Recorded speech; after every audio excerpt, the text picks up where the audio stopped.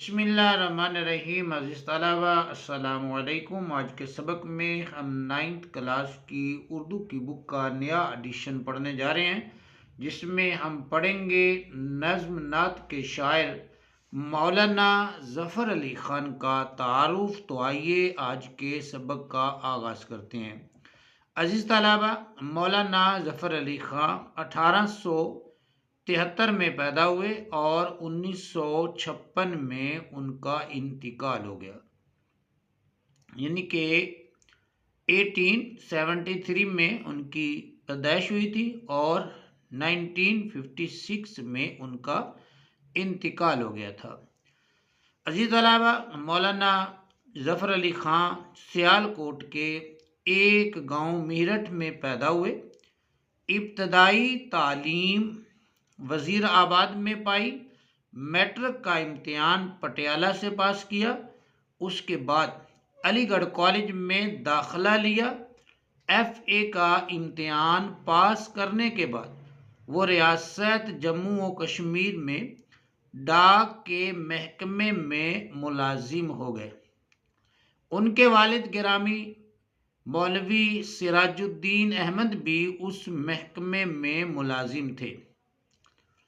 مولانا ظفر علی خان زیادہ دیر تک اس ملازمت کو نہ نبھا سکے اور اس کو چھوڑ کر دوبارہ علی گڑھ کالج میں داخل ہو گئے۔ یہاں سے انہوں نے کامیابی کے ساتھ BA کر لیا۔ عزیز طلبہ، اس پیراگراف میں، اس اقتباس میں کچھ شارٹ کوسچن ہیں اور کچھ MCQ جو ہیں ان کو ہم دیکھ لیتے ہیں۔ مولانا ظفر علی خان جو ہیں وہ پیدا ہوئے ہیں سیالکوٹ کے ایک گاؤں میرٹھ میں۔ یہ آپ نے شارٹ کوسچن کے حوالے سے اور MCQ کے حوالے سے چیزیں جو ہیں یہ آپ نے ازبر کر لینی ہے، یاد کر لینی ہے۔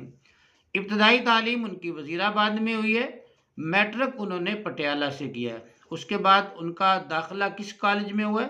اس کے بعد ان کا داخلہ جو ہے وہ علی گڑھ کالج میں ہوا ہے۔ وہاں سے انہوں نے FA کا امتحان جو ہے پاس کیا ہے اور امتحان پاس کرنے کے بعد ریاست جموں و کشمیر میں وہ ایک ڈاک کا محکمہ ہے اس میں ملازم ہو گئے ہیں۔ ان کے والد بھی وہاں پہلے ملازم تھے اور ان کے والد کا نام تھا مولوی سراج الدین احمد۔ عزیز طلبہ، تھوڑی دیر کے بعد جو ہے وہ ملازمت ترک کر دیتے ہیں، چھوڑ دیتے ہیں اور دوبارہ کالج میں داخلہ لیتے ہیں۔ کالج کون سا ہے؟ علی گڑھ کالج۔ اور پھر علی گڑھ کالج سے انہوں نے جو ہے وہ BA کا امتحان جو ہے وہ دیا اور BA انہوں نے کر لیا۔ یہ تھا عزیز طلبہ اس میں شارٹ کوسچن کے حوالے سے اور MCQs کے حوالے سے چند چیزیں جو ہم نے اپنے ذہن نشین کر لینی ہے، اپنے ذہن میں بٹھا لینی ہے۔ عزیز طلبہ، مولانا ظفر علی خان کے والد نے ریٹائر ہونے کے بعد کرم آباد تحصیل وزیر آباد سے زمیندار کے نام سے ایک ہفتہ وار اخبار نکالنا شروع کیا تھا۔ جب 1909 میں وہ وفات پا گئے تو مولانا ظفر علی خان نے ملازمت ترک کر کے اخبار کی ادارت خود سنبھال لی اور اس کا دفتر لاہور لے آئے اور یہاں اس ہفتہ وار اخبار کو روزنامہ بنا دیا۔ عزیز طلبہ، ہفتہ وار اخبار وہ اخبار ہوتا ہے جو ہفتے کے بعد چھپتا ہے، یعنی کہ ہر ہفتے جو ہے وہ چھپتا ہے، لیکن روزنامہ وہ ہوتا ہے جو روزانہ کی بنیاد پہ جو ہے وہ چھپتا ہے۔ پہلے وہ ہفتہ وار تھا اور اس کے بعد مولانا ظفر علی خان جب اس کو لاہور لے کے آتے ہیں اس کے دفتر کو تو انہوں نے اس ہفتہ وار کو روزنامہ بنا دیا۔ انہوں نے سیاست میں بھی زور شور سے حصہ لینا شروع کر دیا۔ ظفر علی خان کے دل میں ملک و قوم کی آزادی کے لیے تڑپ موجود تھی۔ اس کے باعث انگریزوں کی مخالفت ان کے رگ و پے میں داخل ہو گئی تھی۔ رگ و پے سے مراد عزیز طلبہ دل و دماغ ہے، ان کے رگ و پے میں داخل ہو گئی۔ صحافت کے میدان میں مولانا کو بابائے صحافت کہا جاتا ہے۔ عزیز طلبہ، اس پیراگراف میں بھی کچھ چیزیں جو ہیں وہ شارٹ کوسچن اور MCQs کے حوالے سے ہیں، وہ ہم دیکھیں گے۔ عزیز طلبہ، مولانا ظفر علی خان کے والد جب ریٹائر ہوتے ہیں تو وہ کرم آباد جو تحصیل وزیر آباد ہے جس کی، وہاں سے زمیندار کے نام سے ایک ہفتہ وار اخبار جو ہے وہ نکالنا شروع کرتے ہیں اور جب ان کا انتقال ہوتا ہے 1909 میں وہ وفات پا جاتے ہیں۔ تو پھر کیا ہوتا ہے، مولانا ظفر علی خان نے جو ہے وہ ملازمت جو ہے وہ ترک کر دی، چھوڑ دی، اور اخبار کی ادارت جو ہے وہ خود سنبھالی، اور اس کا دفتر جو ہے وہ کہاں لے کر آئے تھے، لاہور لے کر آئے تھے۔ یہ ہفتہ وار اخبار تھا، اس کو انہوں نے روزنامہ بنا دیا۔ اس کے بعد مولانا کو جو ہے صحافت کے میدان میں بابائے صحافت کہا جاتا ہے۔ یہ چیزیں جو ہیں آپ نے ذہن میں بٹھا لینی ہے، ذہن نشین کر لینی ہے، تاکہ جو ہے یہ ایم سی کیوز اور شارٹ کوشچن کے حوالے سے ہمارے جو ہے وہ امتحانی نقطہ نظر سے کام آ سکے۔ عزیز طلبہ، مولانا ظفر علی خان بہت خلیق، شگفتہ مزاج اور بزلہ سنج انسان تھے۔